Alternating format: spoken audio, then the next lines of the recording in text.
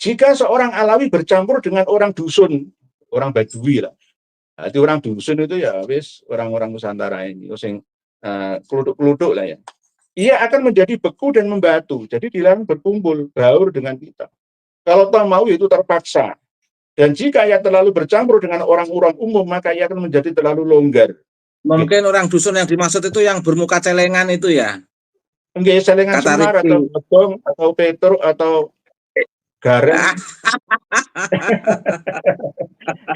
Ya bisa juga karena sudah kadung masuk dalam doktrin sejak masa kecilnya orang yang mengatakan jadi Rifki yang ceramah seperti muka-muka celengan itu ternyata dari doktrinnya ini Kiai Nur ya Eka. poin 12 Kiai. Cocok ini. Iya. Cocok. Assalamualaikum warahmatullahi wabarakatuh. Saudara sekalian dimanapun Anda berada, pada kesempatan kali ini kita akan sama-sama menyaksikan Kiai Haji Nur Ihya ya, dalam menyampaikan ada 30 kalimat-kalimat mutiara untuk habaib Abani Alawi yang disampaikan oleh leluhur mereka, yaitu Allamah Thohir Al-Haddad ya. Nah, jadi di dalam kalimat-kalimat mutiara ini nanti kita akan menemukan potongan-potongan kalimat yang memang sangat-sangat halus, lemah lembut, namun kalau kita teliti lebih lanjut sangat berbahaya, saudara sekalian. Makanya tidak heran kelakuan para habaib yang ada di Indonesia ini seperti itu ya, saudara sekalian. Oke, selengkapnya mari kita sama-sama simak video berikut. Ini judulnya adalah kalimat-kalimat mutiara tentang Alawiyin dari Al-Allamah As-Sayyid Alwi bin Thohir Al-Haddad. Sumbernya dari majalah Ar-Robitoh Juz 8 Jilid 1 bulan Rabiul Awal 1347 Hijriah. Ini sekitar 100 tahun yang lalu. Di sini ada 30 kalimat-kalimat mutiara untuk Alawiyin, yang Alawiyin itu artinya adalah untuk Habib Klan Habib Alwi.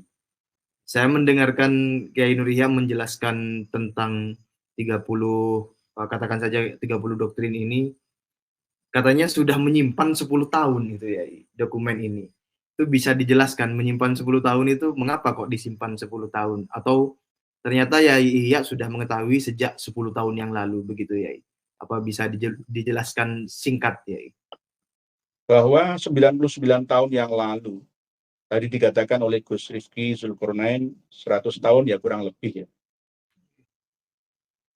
Edaran doktrin ini disebarkan hampir 1 abad, sudah ditanamkan dalam memori Duriyah Alwi bin Ubaidillah yang ada di Indonesia ini. Kebanyakan kiai dan santri tidak memiliki ini. Saya sebenarnya nyimpannya itu yang bukan terjemahan bahasa Indonesia, yang bahasa Arabnya saja. Yang mana Al-Allamah Sayyid Alwi bin Thohir Al-Haddad, dia pernah berkeliling ke Bogor, Singapura, Malaysia, termasuk Dewan Pendiri Robitoh Alawiyah, sudah pernah menyampaikan bahwa doktrin ini secara turun-temurun harus disampaikan kepada anak cucu Alwi bin Ubaidillah. Karena ini penting ya untuk menjaga marwah yang sudah tergabung dalam Robitoh Alawiyah.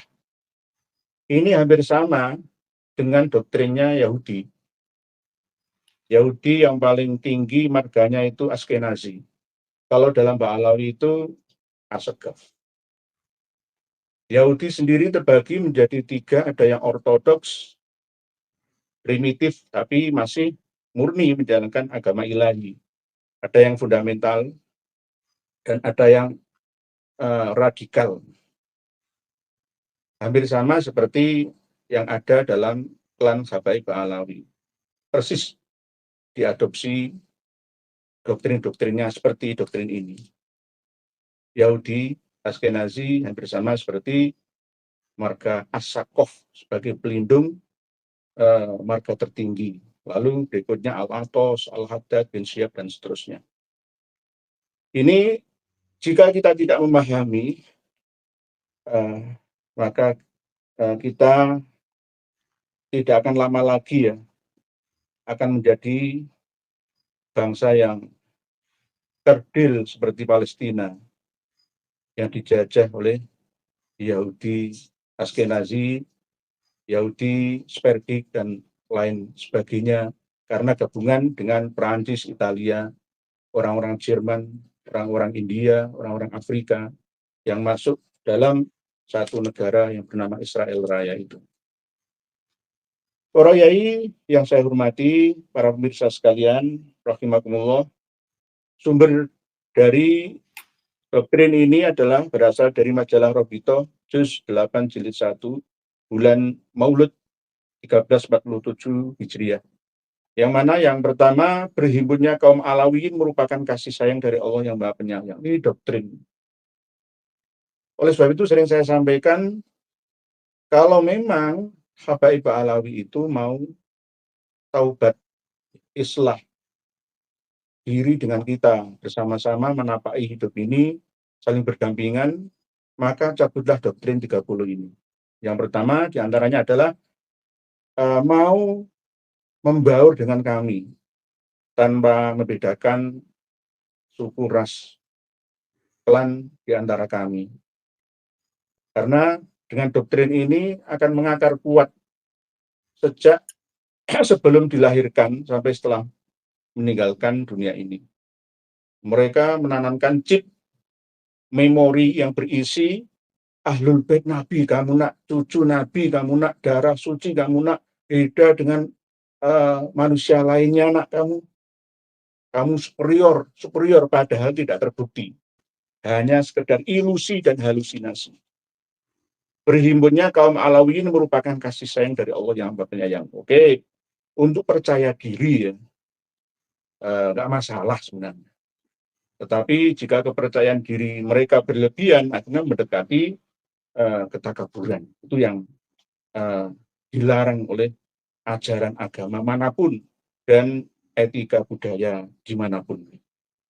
Yang kedua, seorang Alawi yang hakiki merupakan ruh dalam keseluruhannya. Alawi bin Abdullah atau Ubaidullah bin Ahmad bin Isa, katanya nyandernya di situ. Itu merasa percaya diri, sah 100%, silsilahnya nyambung sampai Rasulullah Shallallahu Alaihi Wasallam. Ini yang diulang berulang kali sampai generasi ke generasi, yang akhirnya walaupun salah maka terlihat benar, terdengar benar, dan diyakini kebenarannya.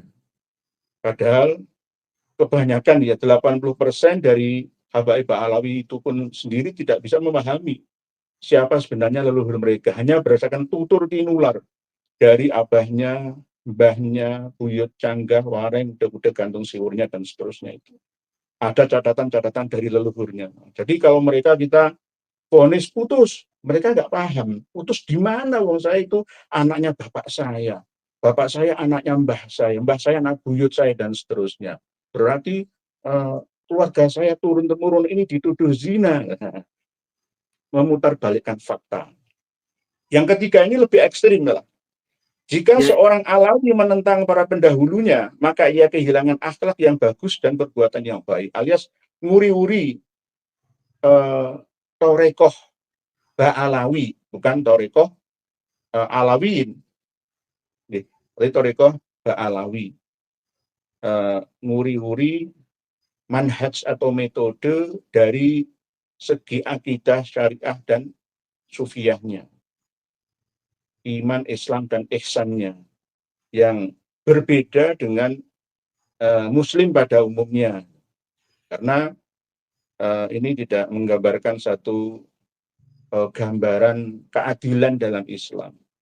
Kalau kita mau melihat fakta sekarang, ketika Khodimul Haramain Makkah wal Madinah melayani umat Islam dari seluruh dunia, tidak membedakan mana yang berkulit merah, sawo matang, hitam legam, kuning langsat, ataupun yang bule, kebiru-biruan matanya, tidak dibedakan, semuanya sama, tidak ada yang diunggulkan kecuali kepala negara yang boleh masuk ke dalam Ka'bah. Mungkin mukadimahnya seperti ini dulu, Gus. Bisa dilanjut nanti saya bareng semua Ya. nggih. Monggo lanjut nggih. Ini untuk kita kembali ke poin yang pertama ya Ihya. Nggih. Berhimpunnya kaum Alawiyin merupakan kasih sayang dari Allah yang Maha Penyayang. Ini apa namanya? Kan poin ini baik-baik saja ya. Apakah ada sesuatu yang apa ya? Sesuatu yang tanda kutip berbahaya atau bagaimana gitu? Ya, kalau dilihat, dibaca sekilas tanpa difahami lebih dalam lagi kelihatannya normal saja, Gus. Tapi ini dipahami dengan makna yang lebih dalam lagi, yaitu persatuan, ikatan sesama perantauan lah ya, yang bisa berkumpul sudah mendapatkan tanah yang subur, makmur di Nusantara ini, lalu mendirikan suatu robitoh atau ikatan jamiyah, nahdiyah, bangkitan yang menghimpun keseluruhan anggota-anggotanya. Ini merupakan rasa syukur dari mereka, dari Allah yang Maha Penyayang. Berarti Tapi ini dengan nggih, monggo. nggih. Jadi syukurnya itu ada bukan keikhlasan 100% ya. Kasih sayang Allah yang Maha Penyayang itu khusus untuk mereka, bukan untuk lainnya. Oh, iya. Percayaan diri yang dibangun secara berlebihan ya, ini menyebabkan tafakuran atau angga-anggaan bahwa dengan adanya jamiah yang sudah besar ini, itu akibat dari usaha kita kaum Alawiyin yang sudah mendapatkan ridho Allah, restu dari Allah yang Maha Penyayang. Oke, begitu kemungkinan nanti bisa ditambah oleh Gus Fuad dan Yai Tamam barangkali mau merespon. Saya setuju dengan apa yang disampaikan Kiai Nur Ihya. Jadi di dalam kalimat yang lembut ini sebenarnya mengandung makna tersirat bahwa kasih sayang Allah itu hanya dikhususkan kepada mereka, tidak kepada yang lain gitu. Monggo dilanjut. Kembali ke Kiai Nur Ihya, ya itu tadi kalau kita baca sekilas 30 doktrin ini nampaknya memang apa ya, seperti tidak ada masalah begitu ya Ihya ya. Kelihatannya normal-normal saja. Tapi kalau didalami, diteliti lebih dalam lagi, nanti akan ketemu ternyata ini doktrinisasi yang tidak sesuai dengan asasi dalam hidup beragama kita ini. Yang ketiga itu lebih nemen daripada yang satu kedua. Poin ketiga, jika seorang Alawi menentang para pendahulunya, berarti misalkan pendahulunya sudah berwasiat bahwa kamu ini ahlul bait nak, dzurriyyat nak, cucu Nabi, darahmu suci nak, itu sudah menjadi wasiat dari orang tua, mbahnya, buyutnya, leluhurnya semua, ya maka harus ditaati, tidak boleh mengingkari. Maka akan kehilangan akhlak yang bagus dan perbuatan yang baik. Ini doktrin termasuk doktrin. Nomor 4, jika seorang Alawi meyakini bahwa kemuliaannya tidak berdiri atas dasar ketakwaan, berarti ia membenci kemuliaan. Nah, ini masih sedikit normal nih, menurut Romo Kiai Haji Ubaidillah Ahmad Tamamunji, masih belum terlalu menyimpang doktrin yang keempat ini. Jika seorang Alawi meyakini bahwa kemuliaannya tidak berdiri atas dasar ketakwaan. Jadi memang modal utama itu harus ketakwaan. Tapi ketakwaan yang versi apa? Selalu sejak dulu ya, kaum Yahudi, Israel, baik yang terpecah menjadi beberapa golongan itu, ya mungkin kalau dalam catatan hadis Nabi itu 71-an ya, tapi ya sebenarnya kalau dihitung ya nggak sampai segitu sih. Itu kan nominal yang menunjukkan isyarat jumlah yang banyak itu 70 baik 72, 73, 74 atau dan seterusnya, itu 70 ke atas itu adalah nominal yang sempurna, yang banyak jumlahnya. Nah, di antara global golongan yang terpecah dalam lingkup keyakinan Yahudi itu yang ada 3 itu tadi. Yang pertama ya ortodoks, yang kedua fundamentalis ya, yang ketiga itu radikalis, yang lebih rasis dan fasis. Dan ini hampir ditiru oleh Bapak-Ibu Alawi yang ada di Indonesia, rasis, fasis, dan ada yang radikalis, tapi ada yang ortodoks, ada yang murni. yang 1% itu, dan ada yang fundamentalis itu ya kadang-kadang yang terlihat tergantung situasi dan kondisi. Jadi intinya harusnya memang takwa secara umum seperti ketakwaan yang kita pahami dan kita jalani selama ini. Tapi ketakwaan menurut mereka beda lagi. Takwa bisa berarti takiyah. Gitu. Takiyah itu ya berkamuflase ya, memperlihatkan di luar seperti ini, di dalamnya beda lagi. Jadi ketakwaan versi Alawi kadang ada ketidaksamaan dengan ketakwaan versi kita ini. Nomor 5, jika seorang Alawi tidak kehilangan kemuliaan dirinya, maka dunia dan akhiratnya tidak akan menjadi baik. Telah ya. Jika seorang Alawi telah kehilangan kemuliaan dirinya, ini termasuk agak sedikit mulai naik tensi doktrinnya. Jika Alawi telah kehilangan kemuliaan, jadi harus merasa mulia terus, merasa agung, merasa dirinya lebih tinggi dari ras suku bangsa lainnya. Sama seperti doktrin Israel ketika berhadapan dengan orang-orang Palestina. Palestina itu sama seperti ya sosok hewan ya, dibunuh itu ya nggak apa-apa itu. Jadi membunuh orang-orang Palestina sebanyak-banyaknya itu malah justru dapat pahala. Itu yang ini yang radikalis ya, yang fasis gitu ya. Yang fasis itu seperti itu. Tapi yang ortodok menentang. Israel menginvasi Gaza itu menentang ortodok. Fundamentalis ya tengah-tengah. Nah, kemuliaan yang dibangun itu bukan kemuliaan secara kemanfaatan untuk seluruh umat manusia. Berguna untuk alam semesta raya rahmatan lil alamin. Tidak, tapi berbeda. Kemuliaan dirinya maka dunia dan akhirnya tidak akan menjadi baik. Nomor 6, bila darah Alawi bercampur dengan darah yang jauh dari ilmu dan kebaikan, maka ia akan menjadi benar-benar rusak. Nah ini loh. Yang keenam ini juga mulai. Jadi ada darah-darah itu. Darah-darah itu. Golongan darah suci, darah nabi, darah kotor seperti saya ini itu darah kotor kayak ini. Bercampur aduk. Jadi menuduh orang-orang zina, orang selain golongan mereka itu anak zina. Kotoran omongannya juga kotor gitu. Seperti marah-marah ya tanpa dasar ilmiah, mengumpat ya.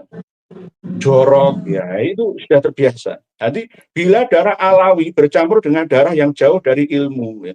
Jadi ini mereka darahnya kan paling suci, harus mencari ilmu versi mereka. Sebenarnya doktrin ini jika diterapkan di Indonesia, maka jika diikuti oleh warga negara Indonesia yang beragama Islam ini akan ketinggalan zaman, tertinggal peradabannya. Karena menuntut ilmu versi mereka itu beda. Seperti menuntut ilmu yang dipahami oleh kelas menengah dalam hal pendidikan baik agama ataupun pendidikan keduniawian lainnya. Yang akhirnya hanya mengaji dan mengaji terus tanpa memikirkan masa depan dunianya. Maka ia akan menjadi benar-benar rusak. Yang ketujuh, jika saja kaum Alawiyin tidak berpegang teguh dengan pegangan kafa'ah, nah ini loh yang ditentang sejak dulu. Gegeran dengan Al-Irsyad itu gara-gara ini, sampai mendatangkan Syekh Ahmad As-Surkati itu, Syekh Ahmad Muhammad As-Surkati dari Sudan itu. Ya ini, jika saja kaum Alawiyin tidak berpegang teguh dengan pegangan kafa'ah, ini katanya melestarikan. Oleh sebab itu, Syekh Yusuf bin Ismail An-Nabhani kan pernah menulis dalam kitabnya bahwa Alawi itu adalah min as-sohin nasab karena memang menjaga terus turun-temurun pernikahannya. Tapi kalau ditelusuri ya sebenarnya mereka datang ke sini kan nggak membawa istri, wanitanya dari kalangan pribumi Nusantara. Terus nanti jika ditelusuri lebih atas lagi sampai ke pongkolnya, Sayyidah Fatimah Az-Zahra juga putri Rasulullah SAW, bukan dari jalur laki-laki. Tapi mereka kadang-kadang mengingkari itu. Wes pokoknya saya tetap harus kafa'ah. Ini yang kadang-kadang menyelisih Hadzaibul Aba'ah. Ya, tapi ya tidak mutlak sih. Memang ada benarnya, sedikit benarnya, tapi tidak seluruhnya. Yang ke-8, belum pernah saya melihat suatu kaum yang seperti Alawiyin. Nah, ini loh. Jadi donya iki anna afdalun nas ahlul bait wa anna afdalu ahlul bait alu Ba'alawi. Seperti yang tercantum dalam Bughyatul Mustarsyidin, karya Habib Abdurrahman Al-Masyhur.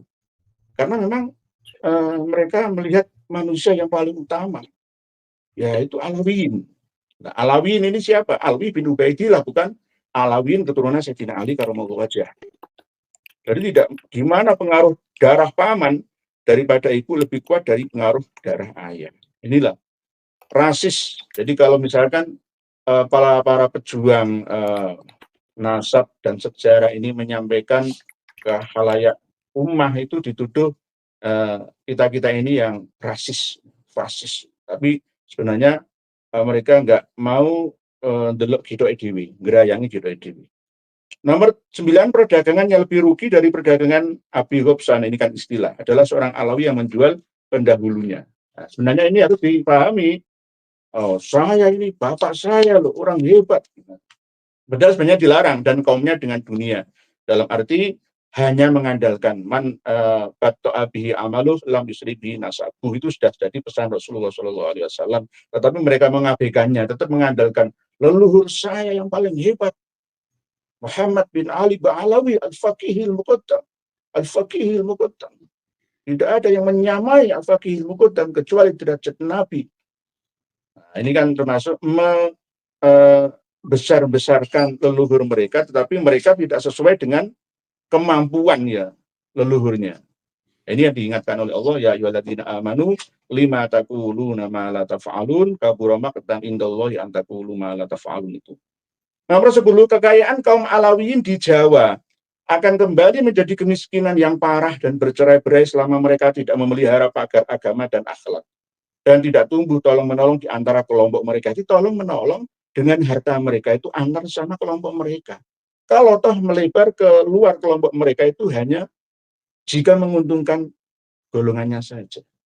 Jadi tidak murni ikhlas, mukhlisin alahuddin, ikhlasul amal, itu tidak.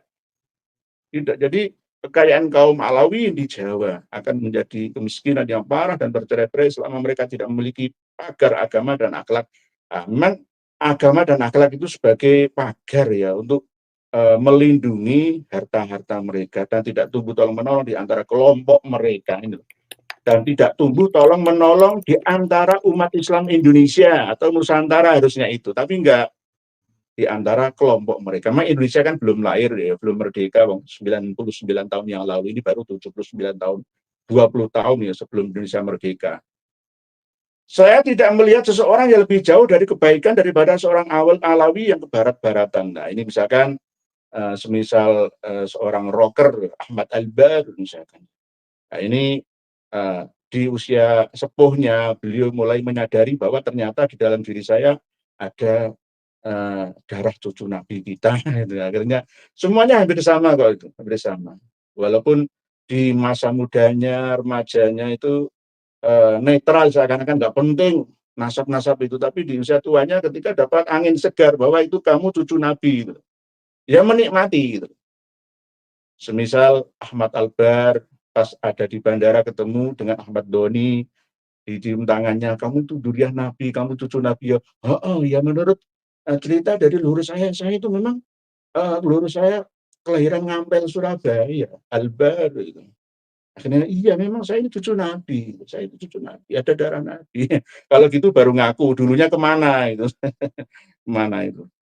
Nah ini paling bahaya, para yai, Gus Rifki. Jika seorang Alawi bercampur dengan orang dusun, orang Badui lah, jadi orang dusun itu ya wis orang-orang Nusantara ini, sing keluduk-keluduk lah ya. Ia akan menjadi beku dan membatu, jadi dilarang berkumpul, baur dengan kita. Kalau tak mau itu terpaksa. Dan jika ia terlalu bercampur dengan orang-orang umum, maka ia akan menjadi terlalu longgar. Misalkan kumpul dengan orang-orang moderat yang berpaham teokrat, teknokrat, misalkan demokrat, misalkan ya, dia akan terlalu longgar. Mungkin orang dusun yang dimaksud itu yang bermuka celengan itu ya? Enggak, celengan Semar atau Bedong atau Petruk atau Gareng. Ya bisa juga karena sudah kadung masuk dalam doktrin sejak masa kecilnya. Jadi orang yang mengatakan jadi Rifki yang ceramah seperti muka-muka celengan itu ternyata dari doktrinnya ini, Kiai Nur Iya, Yahya. poin 12 Kiai. Cocok ini. Iya. Cocok. Nggih, bisa juga. Nah, inilah yang paling bahaya itu. Doktrin yang ditanamkan sejak sebelum lahir. Ketika 4 bulan roh dimasukkan ke dalam janin bayi, calon janinnya itu sudah didoktrin seperti ini, diomongi ketika masih dalam perut. Akhirnya terlahir ya akan menjadi ndoro. Dan ndoro harus dilayani juga seperti anak rojo. Padahal zamannya sudah beda. Jadi kalau kita melihat anak-anak kecil, Mbak Alawi, misal keluarga besar Nurul Mustafa Jakarta, kita megelno angel dielingno. Lah niku memang doktrin sejak kecilnya seperti itu. Jadi fasis ini termasuk hampir mendekati tingkat yang ketiga, radikalis. Kalau ortodok itu biasa, fundamental biasa, tapi ya mendekati radikalis, fasis, rasis ini. Kadang-kadang ini yang perlu difahami. Sebenarnya Robito Alawiyah itu harus mengedukasi anggotanya, generasi mudanya. Menyampaikan seperti ini nggak usah dipakai. Hei, anak-anakku, nggak usah membeda-bedakan. Manusia itu tidak ada bedanya. La fadla li Arabiyyin wala ajamin, wala li abyadu ala aswada, wala li aswada ala abyadu, illa bittaqwa. Islam itu begitu universal dan sangat-sangat bijaksananya sehingga bisa diterima oleh semua kalangan, ya gara-gara Rasulullah menyampaikannya tanpa embel-embel seperti yang poin 12 ini. Boleh bercampur dengan semuanya, tidak membedakan warna kulitnya, suku bangsanya, dari mana. Nah ini orang dusun, ia akan menjadi beku dan membatu. Dan jika ia terlalu bercampur dengan orang-orang umum, maka ia akan menjadi terlalu longgar sehingga tidak dapat menjadi kokoh dengan kaumnya. Nah ini berbahaya ini. Ini menurut Kiai Haji Baitullah Tamamundi ini termasuk poin berbahaya ini. Poin berbahaya. Nanti akan. Iya. Nggih. Mohon maaf saya masuk dulu. Ini sinyal saya sangat tidak bisa diandalkan, sangat-sangat tidak bisa diandalkan. Jadi saya alihkan hostnya ke Gus Fuad ya. Saya sekedar mempresent dokumennya ya. Nggih. Siap. Ya. Siap. Nggih, monggo dilanjut. Monggo dilanjut. Kiai Nur Yahya, monggo. Nggih, terus kalau Dewa Jai. Monggo Kiai Nur Yahya. Nggih. Nomor 13, jika seorang Alawi kehilangan keberagamaan, dia akan kembali seperti anjing yang buta. Jadi agama itu ya penting sih, tapi kadang-kadang dengan agama itu dijadikan sebagai sumber mata pencaharian untuk keduniawian, untuk ya ladang penipuan juga ya, mohon maaf nih, dengan berkedok agama, bertameng agama ini yang kadang-kadang tidak sesuai dengan kenyataan yang ada. Oleh sebab itu kan saya sering menyampaikan seharusnya habib-habib muda itu belajar kursus ya, yang kuliah kan ya sesuai dengan keahliannya masing-masing ya.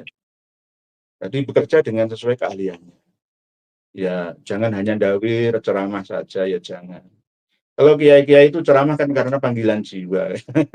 Ya mohon maaf, kalau kiai-kiai ceramah dapat uang saku ya untuk membangun pondoknya ya demi umat, dari umat kembali ke umat.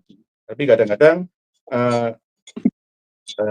ada yang membisniskan agama demi kepentingan dunia, sehingga tidak mampu melihat fakta banyak kemiskinan, banyak kemerosotan moral di antara masyarakat atau umat kita. Jika seorang Alawi kehilangan keberagamaannya, maka akan kembali seperti anjing yang buta. Anjing buta ya menggonggong. Jadi oleh sebab itu harus benar-benar memegang teguh agamanya. agama yang versi apa. Agama kadang-kadang kan kalau kita lihat sesuai dengan fakta, para habaib Ba'alawi itu torekohnya itu lebih ke torekoh Ba'alawi. Ala kitab Al-Manhajus Sawi, ala torikoti Ba'alawi. Tapi kadang-kadang ya keislamannya ketika dalam sufiyah ihsannya itu ya ke Qadiriyah katanya, Naksabandiyah katanya, Rifaiyah katanya, tapi prakteknya tidak.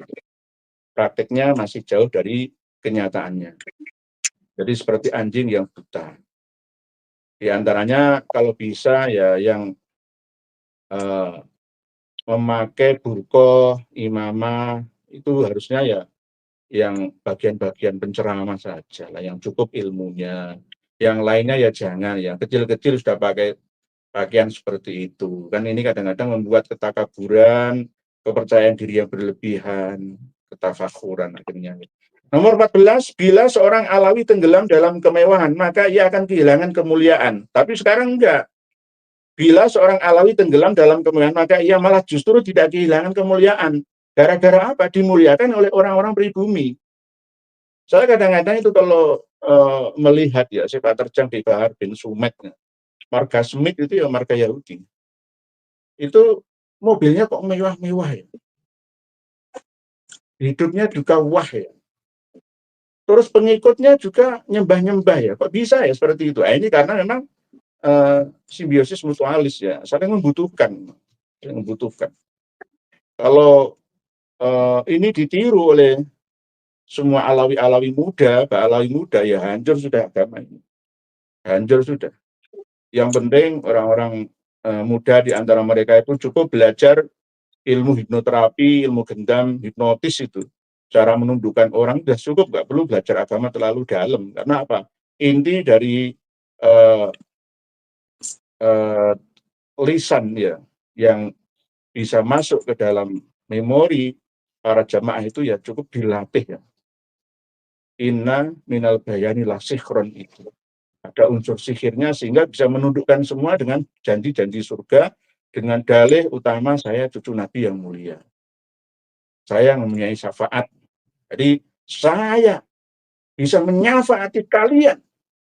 Tidak hanya datuk saya, tapi saya juga bisa mensyafaati kalian. Jika kalian tidak mengikuti saya, berarti saya tidak akan mendapatkan syafaat, tidak akan dikasih karomat, tidak akan selamat dunia sampai akhirat.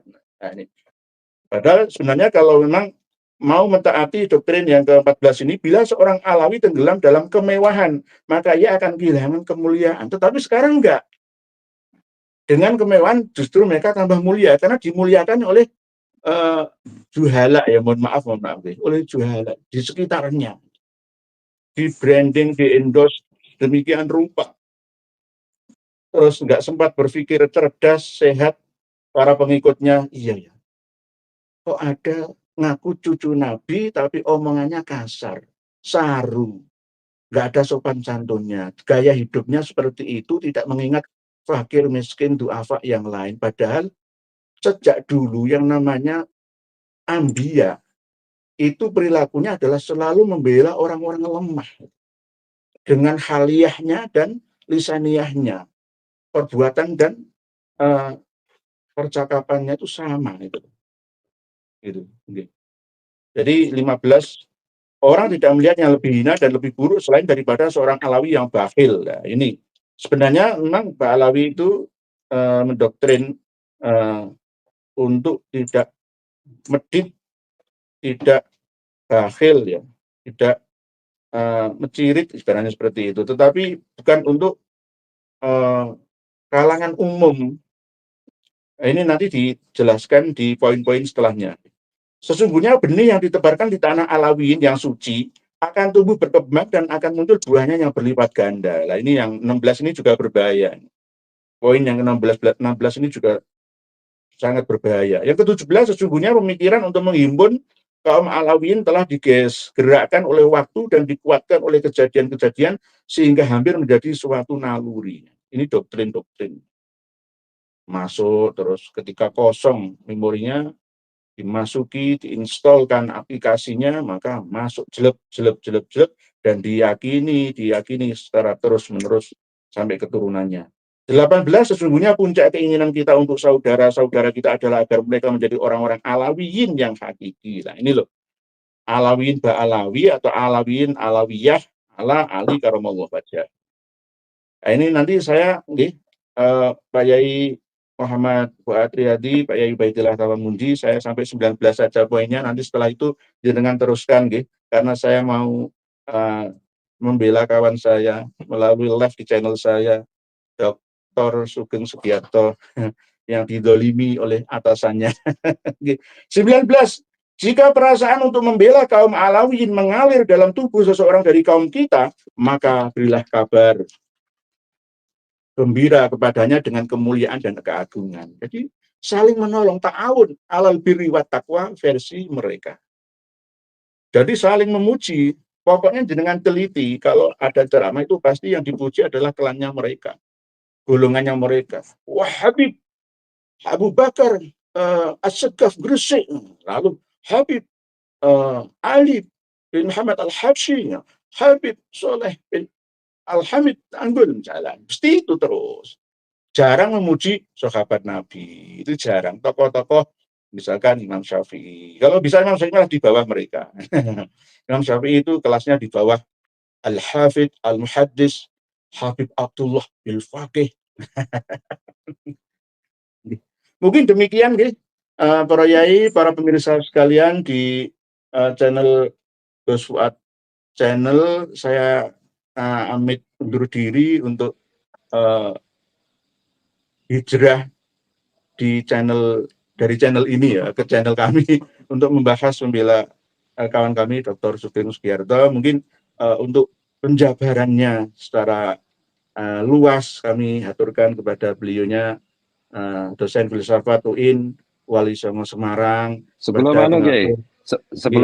sebelum penjenengan hijrah, ini mohon mohon konfirmasi aja. Jadi 30 poin yang terkait dengan doktrin ini Ba'alwi ini, Habib Ba'alwi. Ini mohon mohon konfirmasi dan mohon koreksinya ini. Saya membacanya itu sejak poin pertama itu sudah menggambarkan bagaimana perilaku Yahudi sejak zaman dulu itu secara tersirat tertulis di situ. Jadi Tuhan itu bagi Yahudi zaman dulu kan Tuhannya Yahudi, Tuhannya Bani Israel, tanahnya Bani Israel, manusia itu hanyalah Yahudi, yang lain itu hewan, dan kemudian doktrin turunan, jadi nomor 2, nomor 3, nomor 4, itu semuanya itu dijiwai oleh doktrin pertama itu dengan berbagai macam varian dan kamuflasenya, tetapi intinya itu tidak ada manusia selain mereka, tidak ada kemuliaan selain milik golongan mereka. Tuhan itu yang memiliki hanya mereka, bukan yang lain. Kemudian Rasulullah itu juga hanya milik mereka, bukan milik yang lain. Jadi semua yang mau mengakses Tuhan, semua yang mau akses Rasulullah, itu mau tidak mau menurut mereka harus dan hanya melalui mereka. Ngeten nggih, Kiai? Memang ada korelasinya 90% ke situ, Romo Kiai Muhammad Fuad Riyadi. Memang hampir sama seperti tokoh-tokoh dalam agama Yahudi ketika dikasih oleh Allah Ta'ala kitab suci Taurat, malah justru setelah 150 tahun meninggalnya Nabi Isa alaihissalam malah menggunakan kitab Talmudnya itu. Sama dengan ketika dikasih oleh Al-Quran hadis yang jelas, tapi justru malah ngarang-ngarang kitab sendiri. Kitab-kitab Khurafat, Al-Jawharus Syafaf, Al-Ghuror, ya, Syarhul Ainiyah, Al-Masyra'ur Rawi, An-Nahrul Mawrud, Fathur Rahimir Rahman, dan selain sebagainya. Jadi seakan-akan ada kemiripan. Selain yuharrifunal kalima amma waldihi, juga membuang kitab suci itu di belakangnya, ditinggalkan, hanya menggunakan doktrin-doktrin dari leluhur-leluhur mereka. Hampir sama seperti 90% yang Romo Yai sampaikan itu benar, sesuai dengan doktrin yang sampai poin ke-19 yang saya bacakan tadi. nggih, Kiai Ramayai bisa dijabarkan lagi oleh beliau yang lebih panas ini. Ini selain di atas saya ini Kiai Haji Ubaidillah Ahmad Tamamuji ini lebih keras ini. Nggih, saya amit undur diri, akan dilanjutkan kembali oleh beliau Kiai Haji Ubaidillah Ahmad Tamamuji. Mohon maaf jika ada keterangan kami yang masih kurang luas, mohon diperluas lagi pemahamannya seperti yang dipahami oleh beliaunya Kiai Haji Ubaidillah. Monggo saya undur diri. Akhirul kalam, wallahu alam. Wassalamualaikum warahmatullahi wabarakatuh. Waalaikumsalam warahmatullahi wabarakatuh. Oke, saudara sekalian, itu tadi penyampaian yang sangat singkat sekali ya dari Kiai Haji Nur Ihya terkait dengan beliau menyimpan kurang lebih 10 tahun ya dengan sebuah kata-kata mutiara dikhususkan untuk para habaib ya, yang didoktrin para habaib ini dari anak cucu mereka, dari buayan sampai mereka dewasa ya. Dari kalau kita lihat dari keseluruhan daripada nasihat-nasihat ini ya, memang kalau kita lihat secara zahirnya tidak ada yang salah, saudara sekalian. Namun ketika kita pandang lebih jauh, analisis itu ternyata itu persis sinkron dengan apa yang terjadi pada saat ini, dan apa yang mereka lakukan itu persis terjadi seperti apa yang disampaikan oleh Kiai Haji Nur Ihya di dalam menyampaikan 10 kalimat mutiara untuk para habaib yang disampaikan oleh Allamah At-Thahir Al-Haddad ini. Oke, yang kalau kita ulas itu yang pertama itu berhimpunnya Ba'alwi merupakan bentuk kasih sayang kepada Allah. Nah, ini merupakan luar biasa sekali. Berhimpunnya habaib merupakan bentuk kasih sayang kepada Allah. Ini kalimat yang halus, namun kalau kita analisis seperti apa yang disampaikan Kiai Haji Nur Ihya itu ada kejanggalan ya. Lalu kemudian seorang alwi itu merupakan ruh untuk semuanya. Nah, jadi di sini yang dimaksud adalah alwi bukan ali ya, tapi anak cucu daripada Ubaidillah ya, yang bernama Alawi ya. Nah, itu yang kedua. Dan yang ketiga yaitu jika Ba'alwi menentang pendahulunya, maka dia akan kehilangan kebaikan kepadanya atau akhlak baik. Nah, jadi ini terlihat sangat biasa-biasa saja kalimat ini, saudara sekalian. Namun kalau kita lihat persis seperti apa yang kita lihat sekarang ini, yaitu biasanya bagaimanapun salahnya, bagaimanapun kejinya, lalu kemudian pelanggarannya yang dilakukan oleh golongan mereka ataupun luhur mereka, artinya orang yang lebih tua dengan mereka, pasti mereka akan bela. Tidak ada yang menyalahkannya, saudara sekalian. Kita lihat saja, meskipun para habaib ini berceramah dengan hal-hal yang halu, itu tidak ada yang yang mengingatkan dan sebagainya, pasti mereka akan bela, bahkan lepas tangan ya, seperti Robita Aliyah, kami lepas tangan dengan apa yang disampaikan oleh Bahar bin Smith gitu, seperti yang disampaikan di dalam diskusi Robitoh yang tempo bulan lalu ya, saudara sekalian. Dan selanjutnya doktrin ini yaitu jika Ba'alwi kemuliaannya tidak terdiri atas ketakwaan, maka itu bukan menunjukkan akhlak yang baik. Jadi yang kita garis bawahi di sini takwa, saudara sekalian.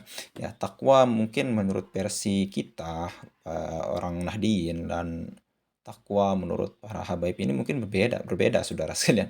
Takwa menurut mereka itu kita tidak tahu, saudara sekalian. Nah, yang kelima yaitu jika seorang alwi telah kehilangan kemuliaannya, maka dia sudah kehilangan kebaikan pada dirinya. Ya, ini mungkin sangat biasa-biasa sekali, saudara sekalian ya. Ya, mungkin ini yang paling lunak ya di antara doktrin yang disampaikan oleh Syekh Thahir Al-Haddad ini. Lalu kemudian yang keenam, nah ini mulai berbahaya, yaitu jika darah Ba'alwi sudah bercampur dengan darah yang jauh dari ilmu dan kebaikan, maka dia sudah menjadi benar-benar rusak, saudara sekalian. Nah, jadi mungkin ini maksudnya ketika mereka mengharamkan ya, tidak membolehkan anak cucu mereka itu kawin bergaul dengan masyarakat pribumi, apalagi masyarakat pribumi ini adalah masyarakat yang memang ya bisa kita bilang tidak sekolah, tidak berilmu dan sebagainya. Padahal kita diajarkan oleh para kiai kita, saudara sekalian, bergaul dengan siapapun, asalkan kamu jangan ikut mereka gitu, atau jangan ikut agama mereka misalkan. Silakan bergaul kepada siapapun. Tapi kalau Bapak Alwi ini yang dinasihatkan oleh Syekh At-Thahir Al-Haddad ini, ya jika bercampur gaul, apalagi sampai menikah, saudara sekalian, ya, itu merupakan awal kerusakan daripada seorang Mbak Alwi itu sendiri mungkin. Nah, yang selanjutnya, yang ketujuh dan yang selanjutnya mungkin kita ringkas-ringkas saja, saudara sekalian. Nah, ini yang kalau kita lihat yang ke-11, ini yang paling monohok ya kalau menurut saya, yaitu jika seorang Alawi bercampur dengan orang dusun, dia akan menjadi beku dan membatu, saudara sekalian. Coba bayangkan. Ini mungkin yang digaung-gaungkan ketika mereka tidak menginginkan atau tidak membolehkan anak perempuan mereka kawin atau menikah dengan pribumi, saudara sekalian, karena mereka menjaga kelestarian mereka gitu. Ya kalau menurut saya pribadi ya bagus, saudara sekalian. Kenapa? Karena selama mereka menjaga daripada anak cucu mereka itu, kalau kita lihat dari tes DNA yang dilakukan oleh Dr. Sugeng, Habaib ini kebanyakan baik itu dari sisi anak cucu, menantu, lalu kemudian paman, kakek dan lain sebagainya, itu haplogrupnya semuanya G, saudara sekalian. Bahkan ratusan menurut data Dr. Sugeng itu, ratusan habaib itu tes DNA semuanya berhaplogrup G, saudara sekalian. Ya mungkin ini hikmah daripada kuasa Allah Subhanahu wa taala yang memang menjaga daripada kemurnian orang-orang Nusantara ini, saudara sekalian. Ya mungkin itu hikmahnya. Tujuan mereka juga untuk menjaga keturunan mereka, namun Allah berkata lain, saudara sekalian. Ya mungkin hanya itu saja yang bisa kita sampaikan, dan selengkapnya silahkan saudara sekalian tonton ya video yang tadi. Mungkin hanya 14 atau 15, mungkin nanti akan dilanjutkan ya saudara sekalian. Oke, selengkapnya mari kita sama-sama ucapkan alhamdulillahirabbil alamin. Sekian, assalamualaikum warahmatullahi wabarakatuh.